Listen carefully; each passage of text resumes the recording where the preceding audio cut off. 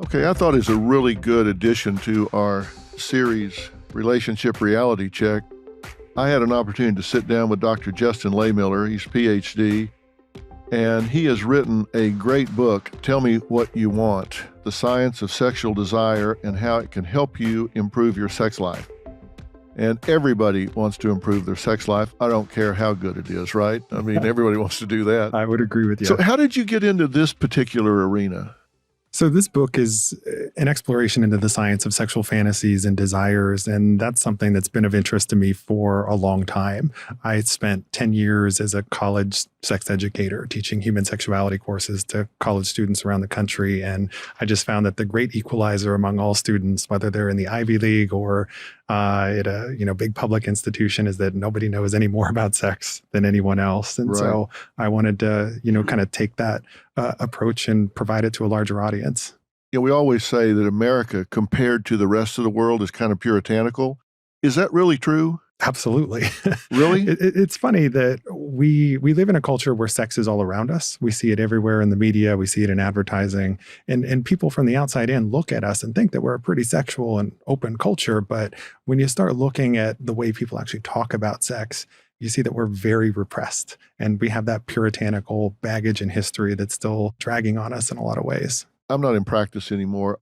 I was in practice for, 12, 15 years. And it's been a long time since I did it. But then when I did, even in the privacy of the therapist room where everything was supposedly protected and people could be frank and honest, people would still get red-faced, dig their toe in the carpet, not want to make eye contact when it came to talking about sex. And if you started talking to them about sexual fantasies, role-playing, any kind of expressing what they were thinking about but not giving a voice, it was like, oh my God. I mean, sometimes you'd bring it up and never see them again. Right. They would just never come back. They were just too embarrassed.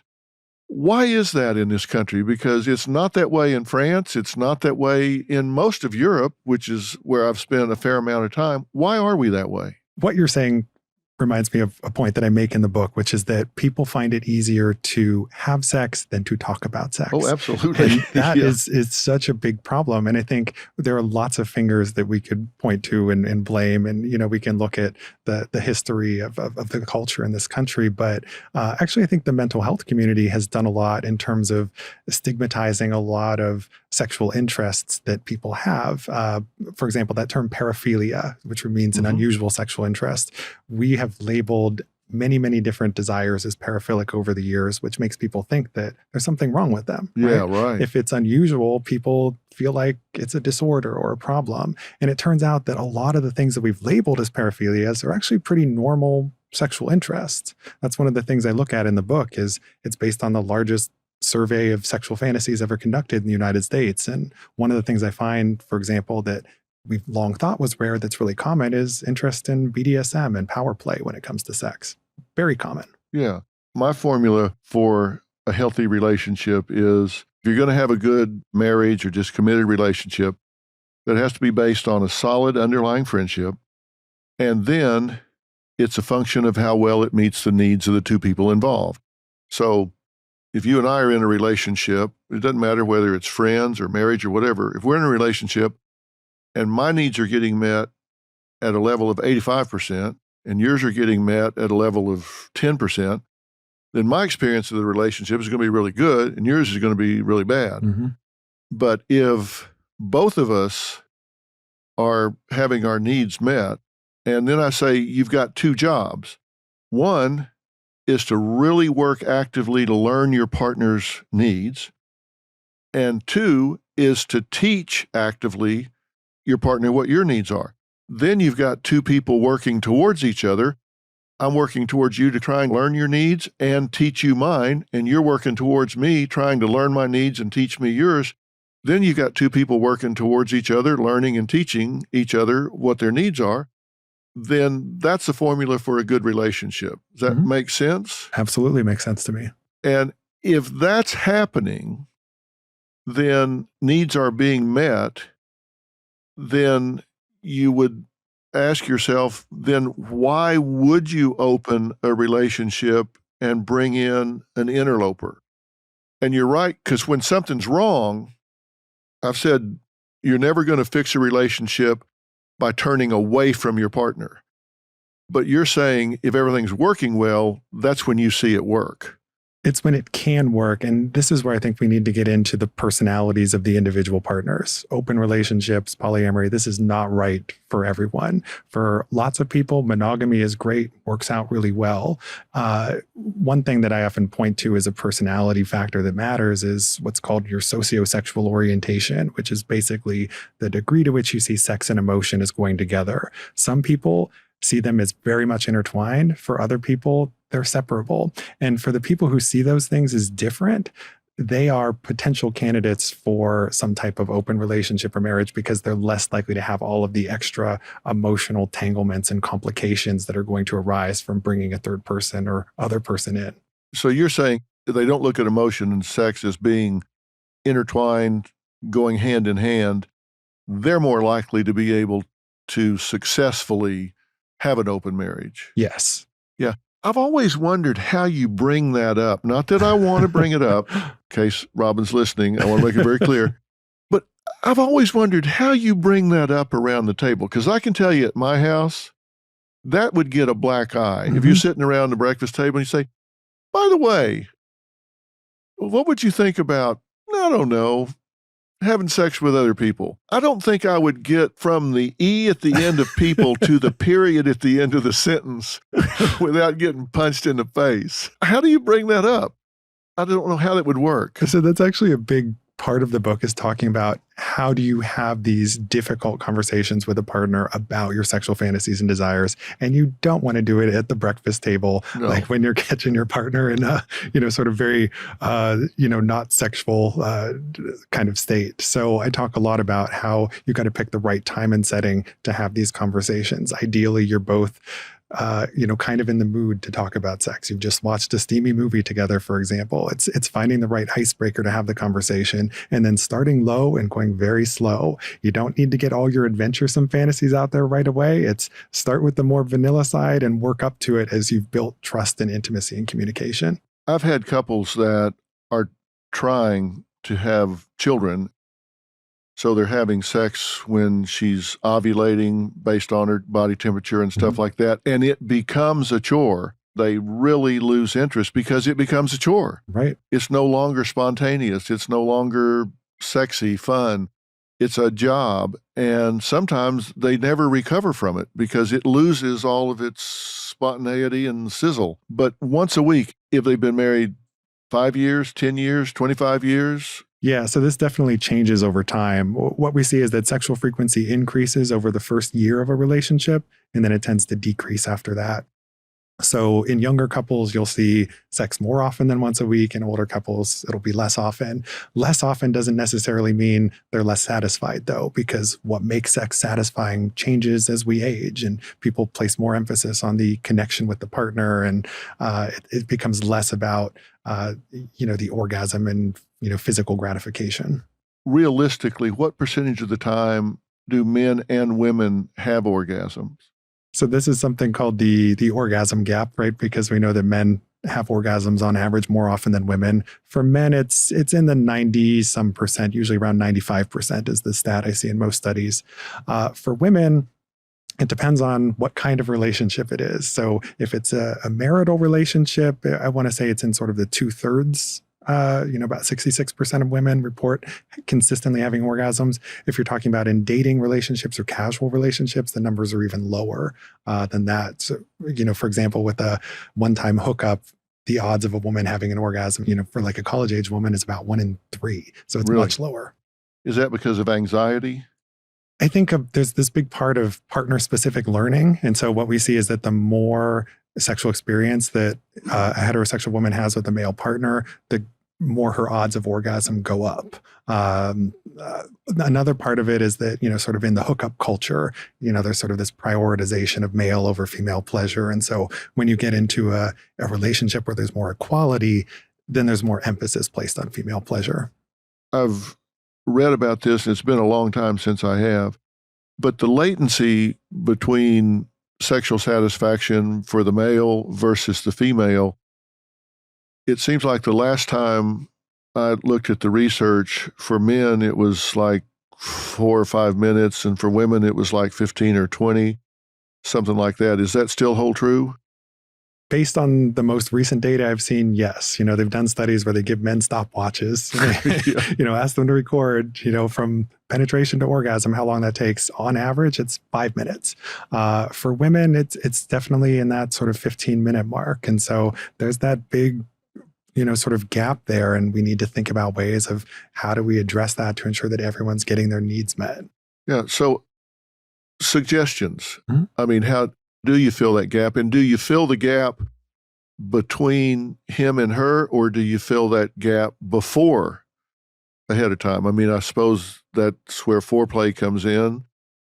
So you both get there at about the same time, or do you fill the gap between him and her? Is there a best way to do that? What's the research say? So this is where it's going to take some experimentation on your part to figure out what works best for you and your partner. There's never a, sort of one size fits all answer. So one approach is to add more foreplay and incorporate more sexual activities into the mix. What we see is that the more different activities people engage in during a sexual encounter, the greater their odds of orgasm. So mixing it up, doing different things is really key.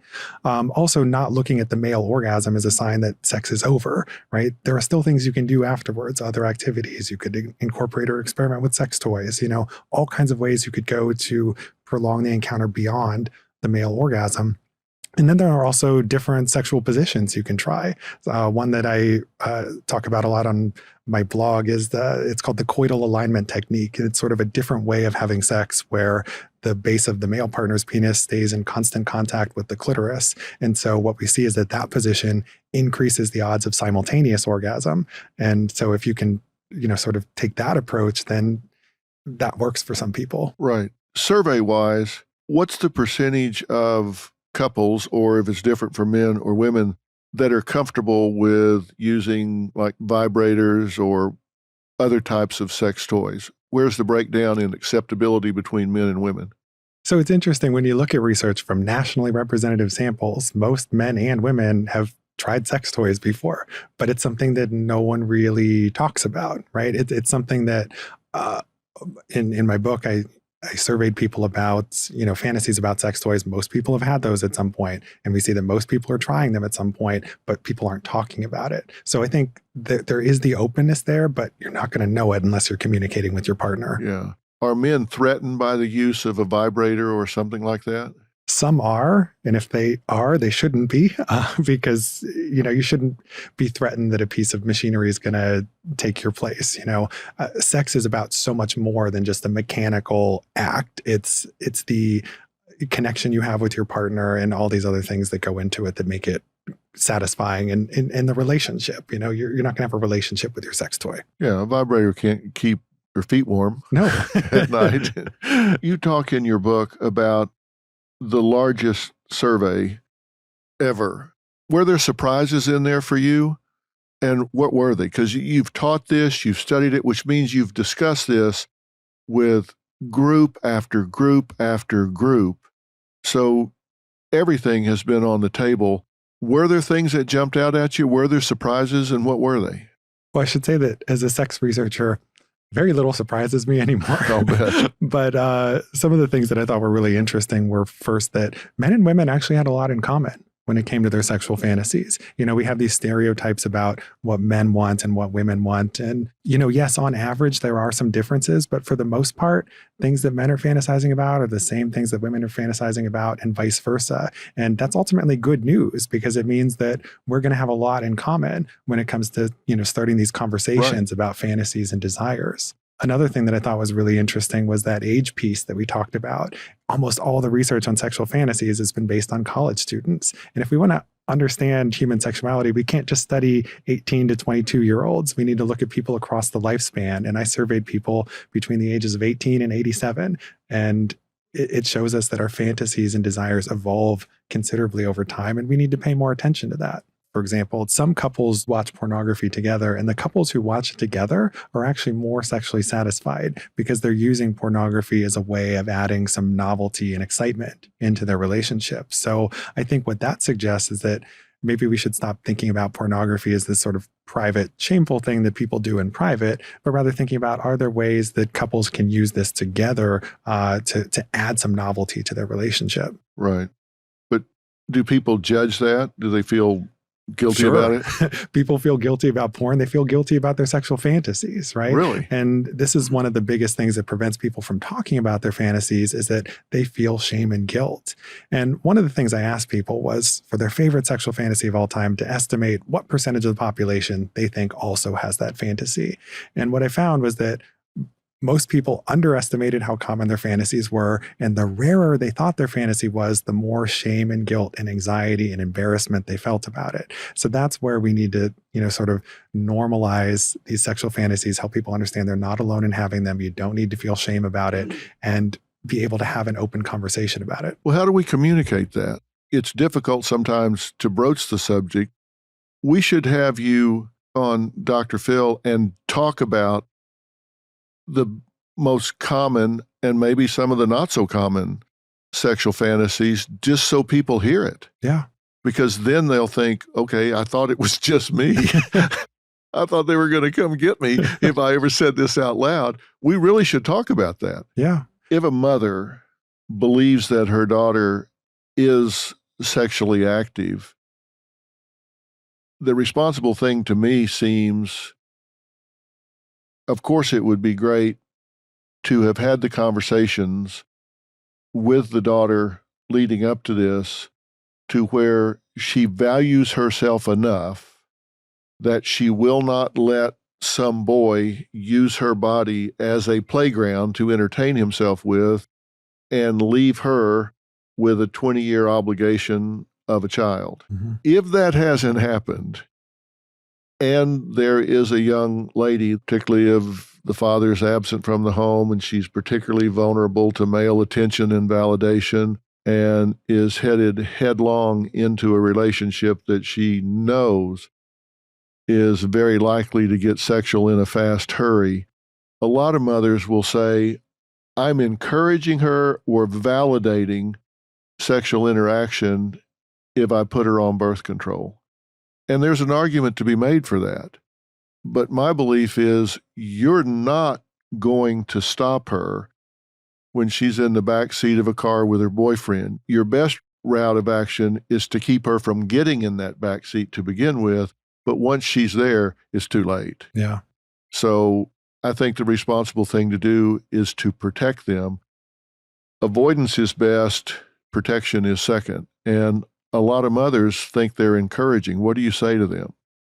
So there are a lot of people who believe that if you give a teenager, tools to protect themselves against, say, STDs, that it's going to give them a license to be promiscuous, and that they're going to have a lot more sex. And we've seen this a lot, for example, in discussions about the HPV vaccine recently, right? HPV, the human papillomavirus, is the most common sexually transmitted infection, but we have a vaccine now that can protect against the most dangerous strains of that virus, that prevent it from turning into cervical cancer or other sorts of cancers, that protect against genital warts. And there's a lot of people who have argued that, well, if you give teens this vaccine, that's going to lead them to be more promiscuous. What the data show is that they're not. They're not any more likely to have more partners or more sex. And so providing teens with these tools, just along the lines of what you were saying, is not necessarily going to make them engage in riskier behaviors. If anything, it will make it more likely that they have safer sex if and when they do have sex. I couldn't agree more. And I couldn't say it as well as you did, but I agree with you completely.